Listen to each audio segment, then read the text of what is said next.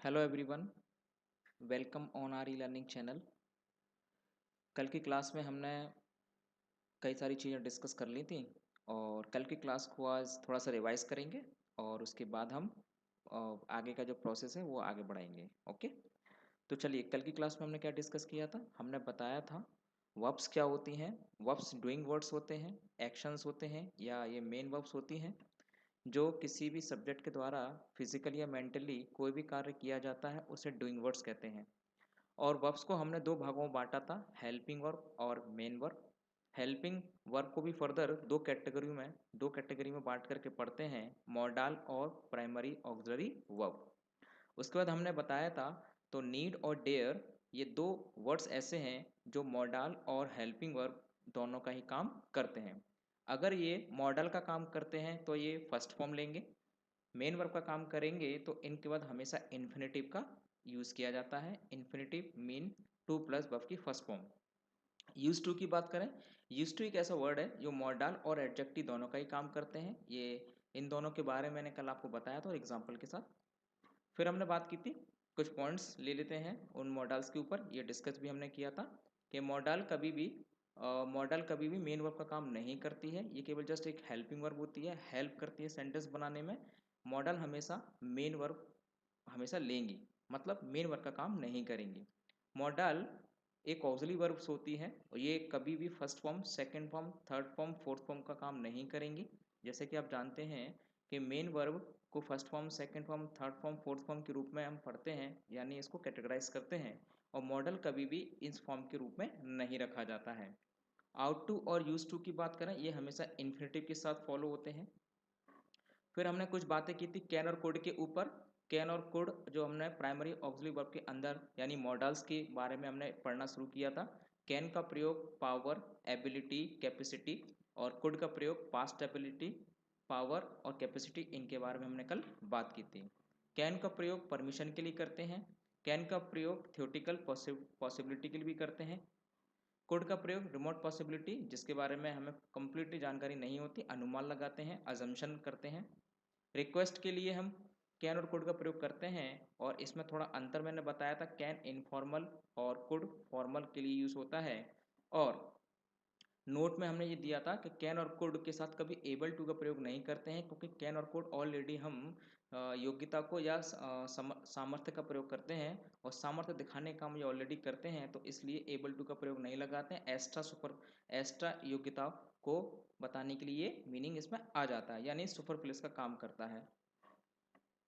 फिर आज हम बात करेंगे मे, माइट, मस्ट। चलो आज के सेशन को स्टार्ट करते हैं।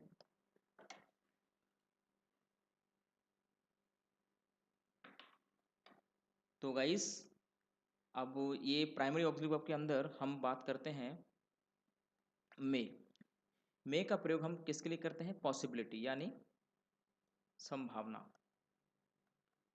जब भी किसी काम को होने की संभावना होती है उसके लिए हम क्या करते हैं? मे का प्रयोग करते हैं।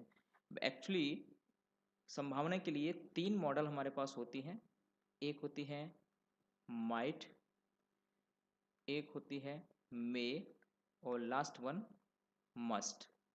जब संभावना ना के बराबर होती है तो उसके लिए यूज़ करते हैं माइट। ये मान के चलिए काम 100% में से केवल 30% होने की पॉसिबिलिटी होती है। अगर काम लगभग लगभग 50 से 60% पॉसिबिलिटी होती है तो उसके लिए मे का प्रयोग करते हैं। अगर काम होने की संभावना लगभग 100% होती है तो उस केस में यूज़ करते हैं मस्ट। मतलब काम होना ही होता है तो मस्ट का प्रयोग। काम लगभग लगभग 50% ज़्यादा चांसेस होते हैं तो मतलब काम होगा ही, लेकिन कभी कभी कुछ ऐसा होता है, कुछ सिचुएशन ऐसी हो जाती काम नहीं होता है, तो उसके लिए हम मे का प्रयोग करते हैं। तो वही है, यहाँ पे पॉसिबिलिटी का यूज़ करते हैं, जैसे कि ही मे कम, वह आ सकता है। तो ये मे क्या दिखा रहा है? मतलब ये है कि कोई भी आने वाला आपसे को डिस्कशन हो चुका है और टाइम भी डिसाइड हो चुका है, डे भी डिसाइड हो चुका है और वो चीज़ें होने वाली हैं। तो उस काम के लिए हम क्या करते हैं? मे का प्रयोग करते हैं। यानी पॉसिबिलिटी लगभग 50% से ज़्यादा होती है तो उसके लिए हम मे का प्रयोग करते हैं। अब बात करते हैं आपके मे का प्रयोग हम ऑपरेटिव सेंटेंस में भी करते हैं। और ऑपरेटिव सेंटेंस क्या होते हैं ये हम डिस्कस करते हैं। एक्चुअली आपने सेंटेंस के बारे में पढ़ा होगा। सेंटेंस हम 3 कैटेगरी में पढ़ते हैं, यानी सेंटेंस की प्रकार की बात करें, sentence is classified into 3 category: simple sentence, compound sentence and complex sentence. Sentence 3 प्रकार के होते हैं। Simple sentence is also classified into 5 category: assertive sentence, पहला है आपका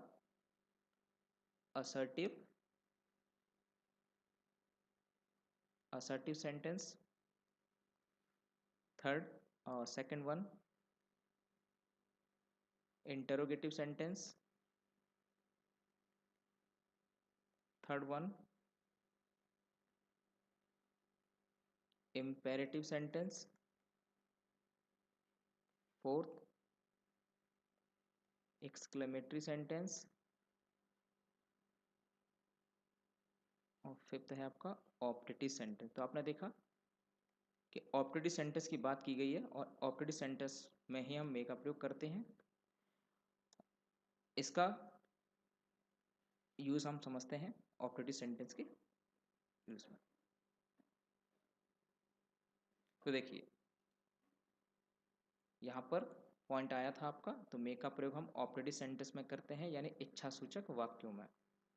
तो इच्छा सूचक वाक्यों में हम ऑप्टेटिव सेंटेंस का प्रयोग करते हैं। इच्छा सूचक वाक्य जैसे कि हम विश या प्रे की बात करते हैं, विश या प्रे दिखाने के लिए हम ऑप्टेटिव सेंटेंस का प्रयोग करते हैं। एग्जाम्पल ले लेते हैं, मे यू लिव लॉन्ग, तुम्हारी आयु दीर्घ हो। तो आपने देखा ऑप्टेटिव सेंटेंस में क्या करते हैं, मे का प्रयोग करते हैं। और सेंटेंस जो हमने अभी आपको बताए 3 टाइप्स के होते हैं, इनकी फर्दर स्टडी आगे हम करेंगे, अभी हम केवल यहाँ पर नाम डिस्कस किए हैं। अब थर्ड पॉइंट की बात कर लेते हैं। ये आप स्ट्रक्चर देख रहे होंगे, प्रिंसिपल क्लॉज, उसके ऊपर एक और क्लॉज आई है सबऑर्डिनेट क्लॉज। एक्चुअली क्लॉज की हम बात करें, क्लॉज हमारे पास 3 प्रकार की होती हैं। क्लॉज हमारे पास 3 प्रकार की क्लॉज होती हैं। क्लॉज आप पढ़ोगे। अच्छा, क्लॉज होती क्या है? ग्रुप ऑफ वर्ड्स, ये शब्दों का समूह होता है, group of words. Group of words के साथ साथ और मेक सेंस, ये सेंस भी देते हैं, मतलब इनका निश्चित अर्थ होता है। शब्दों के समूह के साथ साथ ये एक निश्चित अर्थ भी देगा, उसे क्लॉज कहते हैं। अगर हम क्लॉज के प्रकार की बात करें, 3 प्रकार की क्लॉज हम पूरे सिलेबस में पढ़ते हैं। ये कौन कौन सी होती हैं? पहली होती है आपकी principal clause, coordinate clause and subordinate clause. अभी मैं आपको सेंटेंस के बारे में मैंने बताया था कि simple sentence, compound sentence and complex sentence. एक कॉम्प्लेक्स सेंटेंस मैंने आपको बताया, 3 सेंटेंस मैंने बताए थे। तो वही है यहाँ पे, अगर प्रिंसिपल क्लॉज के साथ कोऑर्डिनेट क्लॉज होगी तो कंपाउंड सेंटेंस बनेगा। ध्यान से सुनिएगा, बहुत इंपॉर्टेंट है ये। प्रिंसिपल क्लॉज के साथ अगर कोऑर्डिनेट क्लॉज होगी तो बनता है मेरा कंपाउंड सेंटेंस। प्रिंसिपल क्लॉज के साथ कंजंक्शन से जुड़ के अगर सबऑर्डिनेट क्लॉज आएगी तो बनता है मेरा कॉम्प्लेक्स सेंटेंस, बनता है मेरा कॉम्प्लेक्स सेंटेंस बनता है। तो देखिए अभी हम बात कर रहे थे क्लॉज की, तो टोटल कितनी क्लॉज होती है हमारे पास? 3 क्लॉज होती हैं, प्रिंसिपल, कोऑर्डिनेट एंड सबऑर्डिनेट।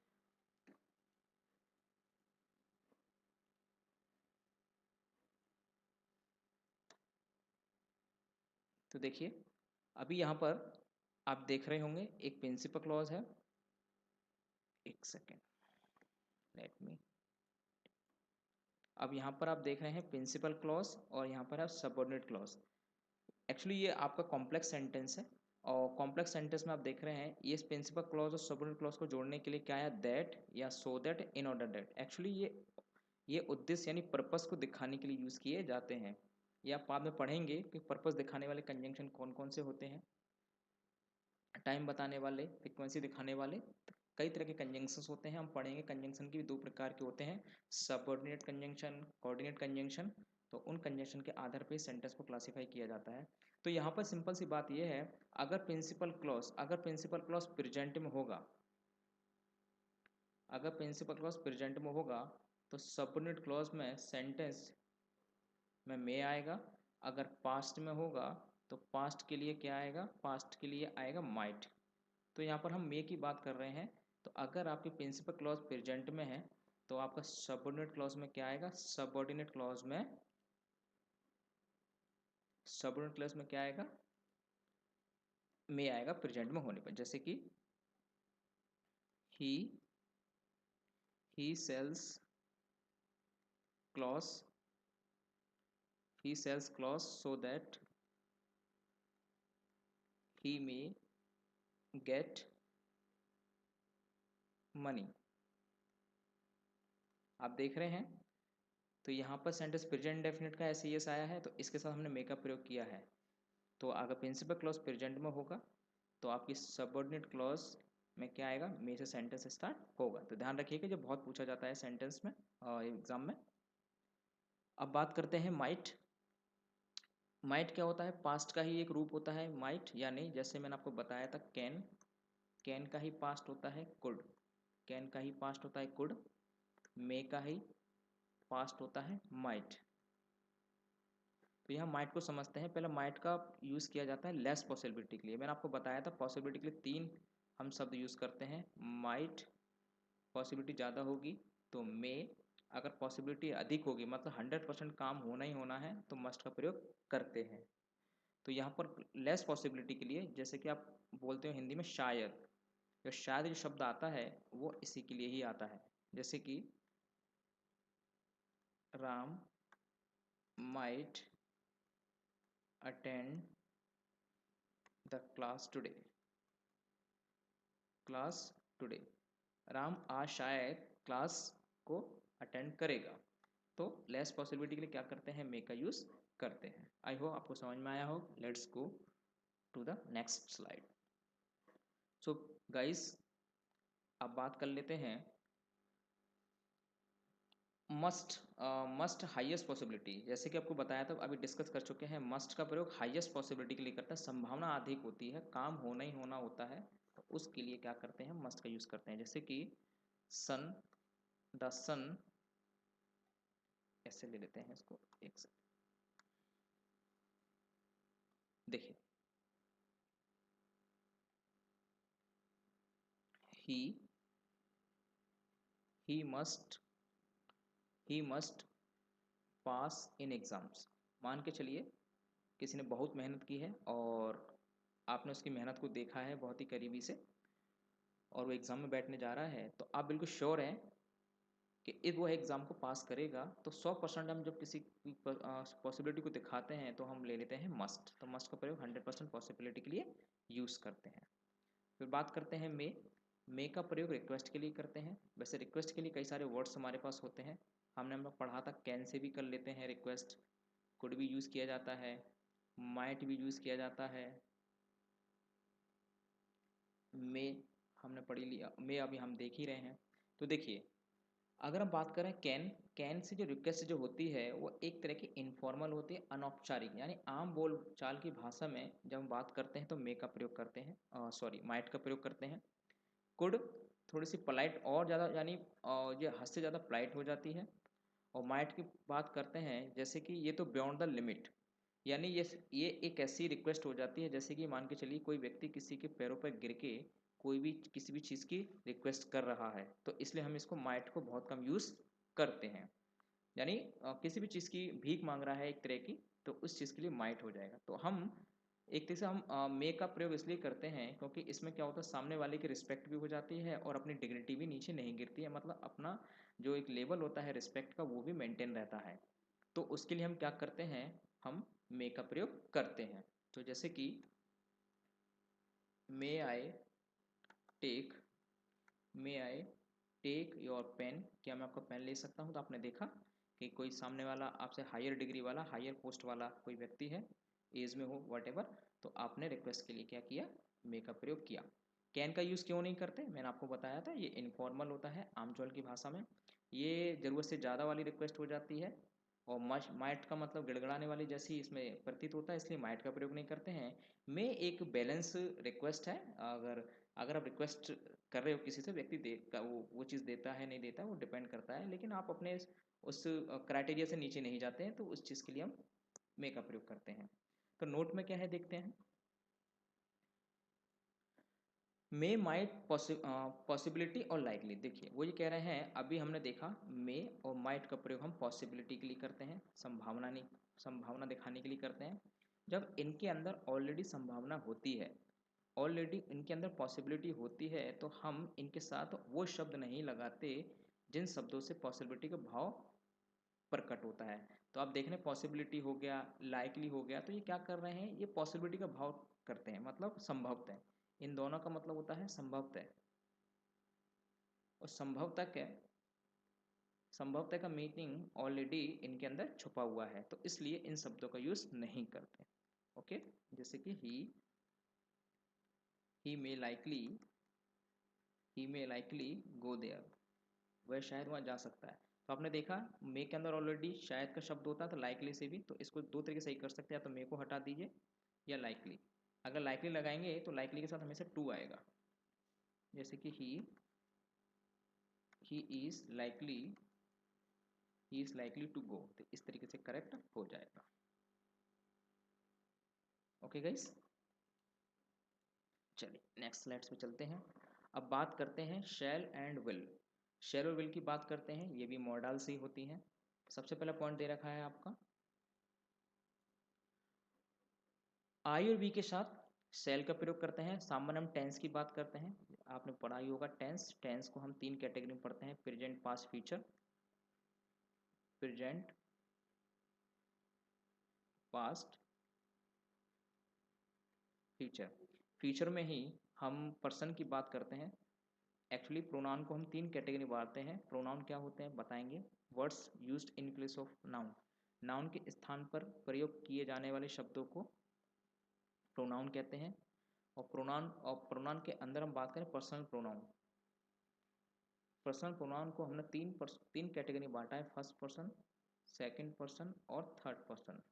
तो यह फर्स्ट पर्सन के अंदर आएगा आई और वी, सेकंड पर्सन में आएगा यू, बाकी अदर ही, शी, इट या नेम और दे, ये सब क्या है आपके थर्ड पर्सन है। तो यहाँ पर हम बात कर रहे हैं फ्यूचर में। अगर फ्यूचर इंडेफिनेट की बात करते हैं, यानी आई और वी, इंडेफिनेट की नहीं किसी में भी ले लीजिए, यानी बात यह है कि आई और वी के साथ हम सामान्य तौर पर क्या लगा, शेल लगाते हैं, और अदर केसेस में हम क्या लगाते हैं, अदर में लगाते हैं विल।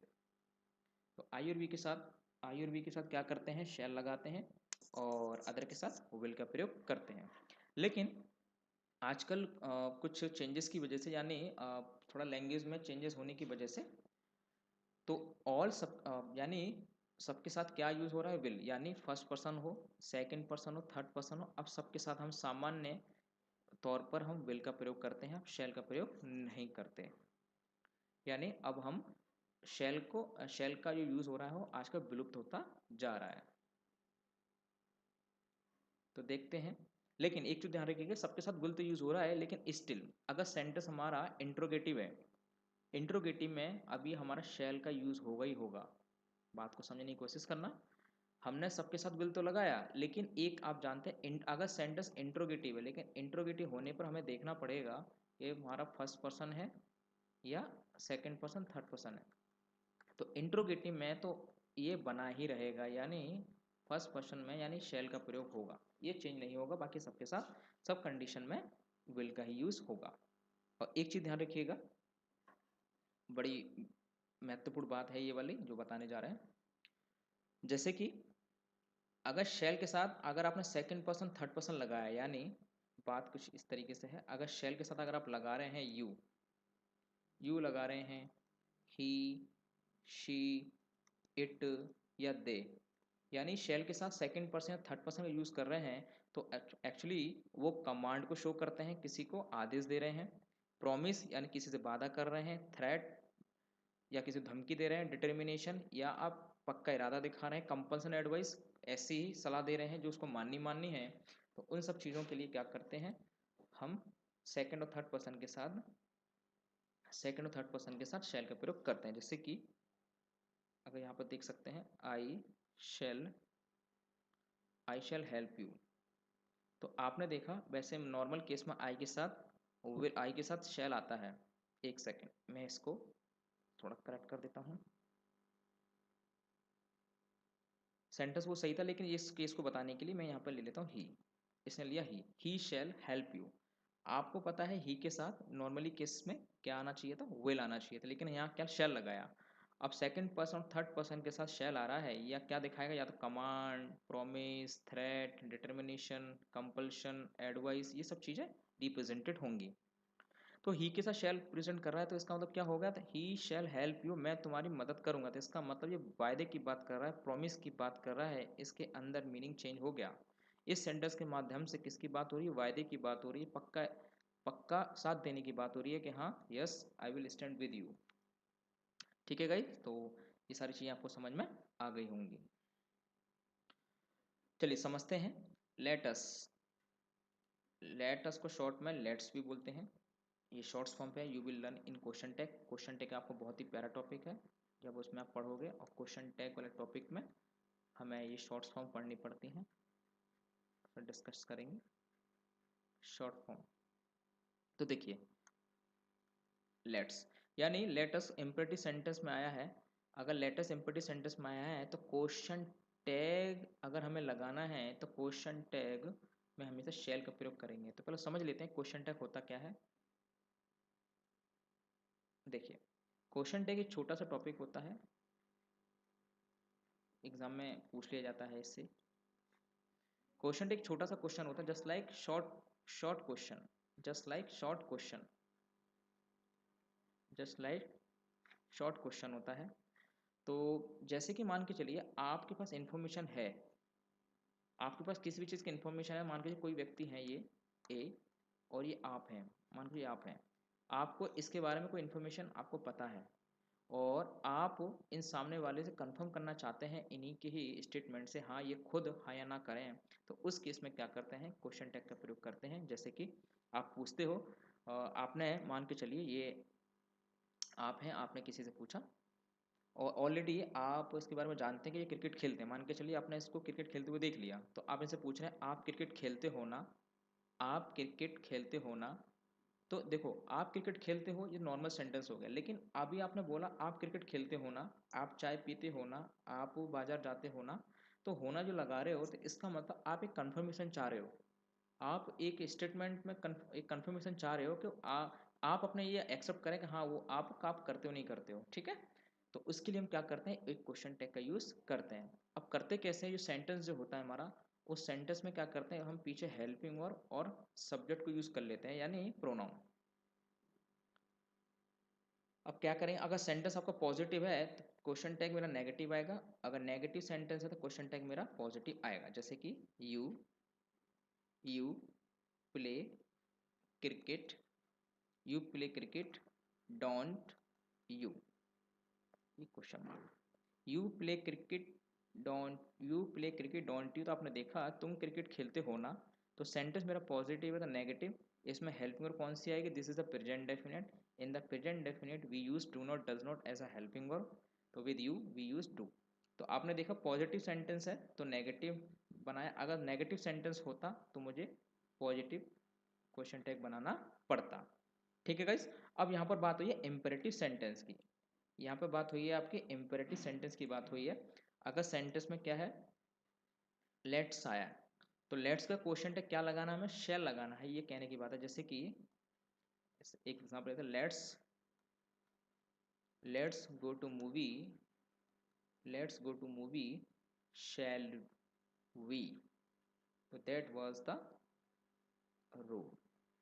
तो शैल भी हमें हमें शैल लगाना है कब, जब मेरा सेंटेंस लेटर से स्टार्ट हो रहा है, for the purpose of question tag, question tag. ठीक है guys, I hope you have understood about this. Now third point, shall का प्रयोग। अगर शेल का प्रयोग हमने शेल का प्रयोग कर रहे हैं तो आप देखेंगे, अगर इंट्रोगेटिव सेंटेंस में हमने फर्स्ट पर्सन के साथ शेल लगाया है, यानी शेल लगाया है हमने फर्स्ट पर्सन के साथ, इसका मतलब आपने क्या किया है, अपने सजेशन को रिप्रेजेंटेड किया है इंट्रोगेटिव में। यानी अगर सेंटेंस आपका इंट्रोगेटिव है और इंट्रोगेटिव सेंटेंस में फर्स्ट पर्सन के साथ अगर आपने शेल लगाया है, तो सजेशन को दिखाता है वो, ठीक है, वो सजेशन को रिप्रेजेंटेड करता है। ये हमने डिस्कस कर लिया है पहले भी। चलिए शैल एंड विल की बात करते हैं। शैल और विल कभी भी यूज नहीं होगा जब कोई भी सेंटेंस पास्ट से स्टार्ट हो रहा हो, यानी बात को समझेंगे। जैसे कि मान के चलिए मैं यहाँ पर बता देता हूँ, जैसे कि एक प्रिंसिपल क्लॉज है, यहाँ पर कंजंक्शन है और यहाँ पर अदर क्लॉज है। मान के चलिए सबऑर्डिनेट क्लॉज या कोऑर्डिनेट क्लॉज कोई भी हो सकती है। अगर पहला सेंटेंस पास्ट में है तो यानी यहाँ पर दूसरे वाले सेंटेंस में कभी भी विल शेल नहीं होगा, कभी भी यहाँ पर शेल नहीं आएगा। यहाँ पर आपको शुड करना पड़ेगा। तो शेल का पास्ट क्या होता है? शुड। अगर यहाँ पे विल होता, सपोज करिए विल होता, तो विल का क्या हो जाता? विल का वुड हो जाता। तो कहने का अर्थ ये है, अगर प्रिंसिपल क्लॉज पास्ट में है तो विल का वुड हो जाता है और शैल का शुड हो जाता है। तो यहाँ पे यही पॉइंट है। तो शैल एंड विल कभी भी यूज नहीं होंगे जब सेंटेंस स्टार्टिंग में पास्ट का हो और कंडीशनल सेंटेंस हो। कंडीशनल सेंटेंस क्या होते हैं मैं आपको बता देता हूँ। देखिए कंडीशनल सेंटेंस अभी आप पढ़ेंगे। कंडीशनल सेंटेंस, देखिए कंडीशनल सेंटेंस वो सेंटेंस होते हैं जिनसे हम शर्त की बात करते हैं, शर्त सूचक वाक्य। ये भी बहुत बेहतरीन टॉपिक है एग्जाम में। मैं इधर लिख देता हूँ, शर्त सूचक वाक्य। शर्त सूचक वाक्य यानी जिन वाक्यों से शर्त का बोध होता है, कंडीशन का बोध होता है, तो उसके लिए क्या करते हैं हम ये वाले को टॉपिक को पढ़ते हैं। तो बेसिकली कंडीशन हमारे यहाँ पर 3 टाइप्स की होती है, किसी किसी बुक में 4 टाइप्स की दे रखी है। ठीक है, वो बात करेंगे। लेकिन यहाँ पर फर्स्ट कंडीशन की बात करते हैं। फर्स्ट कंडीशन की बात कीजिए, अगर मान के चलिए अगर कोई सेंटेंस इफ एज दो आई विश से स्टार्ट होता है, तो इफ वाला सेंटेंस जो होता है वो प्रेजेंट इंडेफिनेट में बनेगा, प्रेजेंट इंडेफिनेट में। और सेकंड वाला सेंटेंस आपका बनेगा फ्यूचर इंडेफिनेट में, फ्यूचर इंडेफिनेट। यही वो कह रहे थे कि जो कंडीशनल सेंटेंस होगा ये वाला सेंटेंस हमेशा प्रेजेंट इंडेफिनिट में बनेगा, लेकिन आपको जो एग्जामिनर होता है वो आपको शेयर या विल करके दे देगा। That is absolutely wrong. While in future indefinite we should use shall will, और shall will is used in this. Okay, तो चलिए आई होप समझ गए होंगे आप। तो यहाँ पर यही बात की गई है। तो शैल और विल का प्रयोग कभी यूज़ नहीं करेंगे अगर किसी सेंटेंस की स्टार्टिंग पास्ट से हो रही हो, या कंडीशनल सेंटेंस में कभी भी हम जो इफ वाला सेंटेंस है उसको कभी यूज़ नहीं करेंगे। अब बात करते हैं वुड। वुड की हम बात कर लेते हैं। Would is also primary auxiliary verbs comes in model part. तो अगर वुड के प्रयोग की बात करते हैं, चलिए वुड का प्रयोग हम पास्ट की हैबिट में करते हैं, यानी पास्ट में कोई आदत रही है, ठीक है, भूतकाल में जो कोई आपकी आदत रही है उस आदत को दिखाने के लिए हम वुड का प्रयोग करेंगे।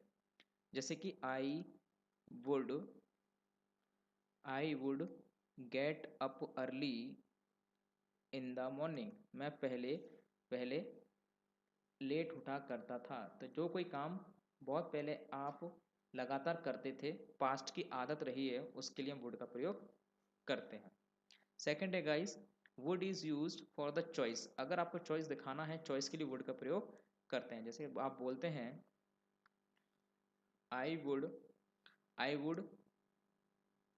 Work hard, work hard, I would work hard rather borrow. कह रहे हैं उधार लेने की बजाय मैं कठिन परिश्रम करना, मेहनत पसंद करूंगा। तो आपने देखा चॉइस की बात हो रही है, कठिन परिश्रम करेंगे या बोरो करेंगे आप। तो चॉइस के लिए हम क्या करेंगे, वुड का प्रयोग करते हैं। तो guys now rule number third, sentence starting with past. अगर कोई भी सेंटेंस पास्ट से स्टार्ट हो रहा है, ये वही वाला हो गया अभी मैंने प्रीवियस पेज पे आपको बताया था। अगर किसी सेंटेंस की स्टार्टिंग पास्ट से हो रही है, किसी सेंटेंस की स्टार्टिंग पास्ट से हो रही है, तो वहां पर ऑटोमेटिकली विल का क्या हो जाएगा, वुड हो जाएगा। ये डिस्कस्ड हो चुका है। अब बात करते हैं वुड।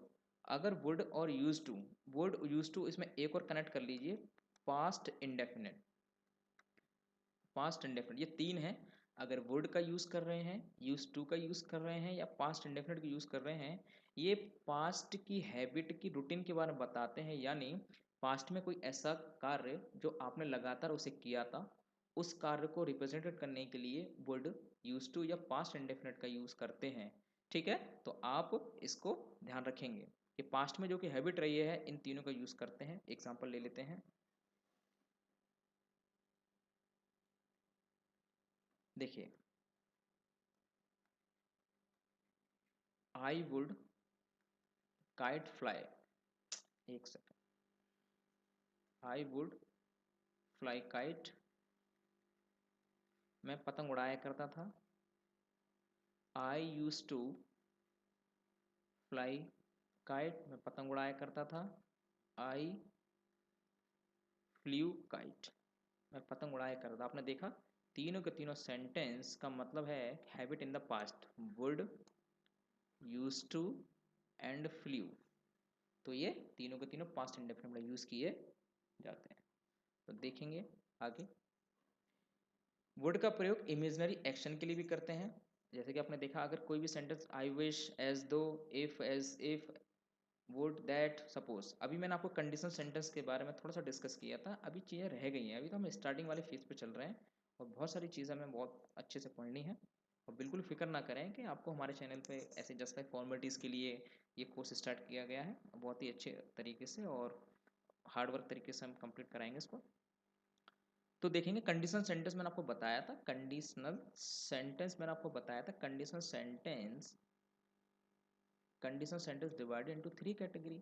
अभी पहला मैंने बताया था प्रेजेंट कंडीशन फर्स्ट, अभी मैंने बताया था पहला सेंटेंस प्रेजेंट इंडेफिनिट में और दूसरा फ्यूचर इंडेफिनिट में आपको बताया था। ओके, अब सेकंड वाली कंडीशन में क्या करते हैं, ये कंडीशन सेंटेंस सारे इफ से स्टार्ट होंगे, लेकिन होगा क्या, इसमें हम इमेजिनरी की बात करते हैं, कल्पना की बात करते हैं, इमेजिनरी एक्शन की बात करते हैं। इमेजिनरी एक्शन की बात करेंगे, इफ प्लस इमेजिनरी और यहाँ बनेगा वुड, ये कहने का तात्पर्य था। जैसे कि मैं बता देता हूँ example, I if I were a pigeon,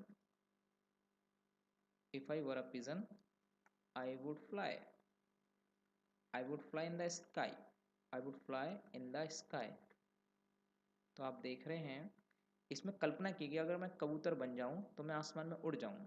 तो जब कल्पना वाले वाक्यों में क्या करते हैं, हमेशा वुड का यूज करते हैं, यही होती है इमेजिनरी कंडीशन जब इमेजिन करते हैं। और ये सेंटेंस किससे स्टार्ट होंगे, I wish, as though, if, as if, would, that, suppose, ये सब कंडीशनल सेंटेंस में आते हैं। ये स्टार्टिंग इफ की जगह एज इफ, ये सब कुछ भी हो सकता है, इसमें कोई प्रॉब्लम वाली बात नहीं है। अब देखिए गाइस, पॉइंट नंबर 6, अब मान के चलिए कोई सेंटेंस आपका डायरेक्ट है, डायरेक्ट सेंटेंस में विल आया यानी फ्यूचर इंडेफिनिट आया, तो आप इनडायरेक्ट सेंटेंस में क्या हो जाता है, विल का वुड हो जाएगा। और कहीं कहीं भी ये चेंज हो जाता है, मैं पे स्टार बनाता हूँ, इसका नरेशन वाले टॉपिक में इसकी सारी बातें करेंगे, लेकिन कहीं कहीं चेंज नहीं होता, लेकिन मोस्टली कब होगा देखेंगे, अगर आपकी रिपोर्टिंग वर्ब पास्ट में होती है, रिपोर्टिंग वर्ब पास्ट में होती है तो ये चेंज हो जाएगा। अगर पास्ट में नहीं होगी यानी प्रेजेंट या फ्यूचर में होगी तो चेंज नहीं होगा। जैसे कि he said comma inverted comma Ram will help him, ये एग्जाम्पल है। तो इसको बनाएंगे, he said that, third person में चेंज नहीं होगा, he said that Ram will का हो जाएगा वुड। तो आपने देखा, तो आपने देखा कि विल का इनडायरेक्ट सेंटेंस में क्या क्या मैंने वुड कर दिया, ये वही वाली बात है यहाँ पे। और इसका पूरा डिस्कशन हम करेंगे डायरेक्ट इनडायरेक्ट में, फिर जो टॉपिक जहाँ पढ़ाए जाएंगे वहीं डिस्कस करेंगे तो अच्छा है, वरना फिर वो टॉपिक डिस्टर्ब होता है जो हम जहाँ चल रहे हैं।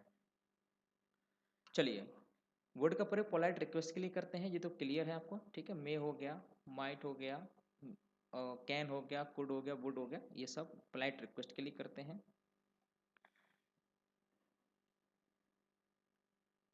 देखिए, प्रोबेबिलिटी संभावना दिखाने के लिए, किसी काम की पॉसिबिलिटी होती है, प्रोबेबिलिटी को दिखाने के लिए भी काम करते हैं। जैसे कि he would he would reach Delhi, वो दिल्ली पहुंच चुका होगा। तो इस तरीके से है ना, हम अंदाजा लगाते हैं यानी अनुमान लगाते हैं, संभावना व्यक्त करते हैं, हो चुका होगा, हो ये चीज़ हो गई होगी या पहुंच चुका होगा, खा चुका होगा, इस तरीके से। विश की बात कर लेते हैं, वुड से हम क्या कहते हैं, इच्छा की बात करते हैं। I wish, I wish I would become, I would become an officer, मेरी इच्छा है कि मैं ऑफिसर बनूँ। तो देख रहे हो आप, विश दिखाने के लिए, इच्छा दिखाने के लिए हम वुड का प्रयोग करते हैं। और नेक्स्ट है आपका वुड लाइक टू, यानी वुड लाइक टू से क्या करते हैं, विश को दिखाते हैं। जैसे कि I would like to, I would like to watch this movie. मैं इधर लिख देता हूँ दिस मूवी। ठीक है गाइस, तो वुड का प्रयोग हम किस में करते हैं, वुड का प्रयोग हम विश के लिए भी करते हैं। तो चलिए आज की क्लास में यहीं तक, और हम कल के सेशन में डिस्कस करेंगे should, ought, must, use to, तमाम सारी चीज़ें, यानी बुक में जो सारी चीज़ें दे रखी हैं वो हमने एक एक करके स्लाइड बना ली है, और बड़ी ज़बरदस्त तरीके से हम मेहनत कर रहे हैं। जैसे हमने आप लोगों से कमिटमेंट किया है वो हम आपसे पूरा करेंगे। तो ठीक है, आज के सेशन में इतना ही। Thank you.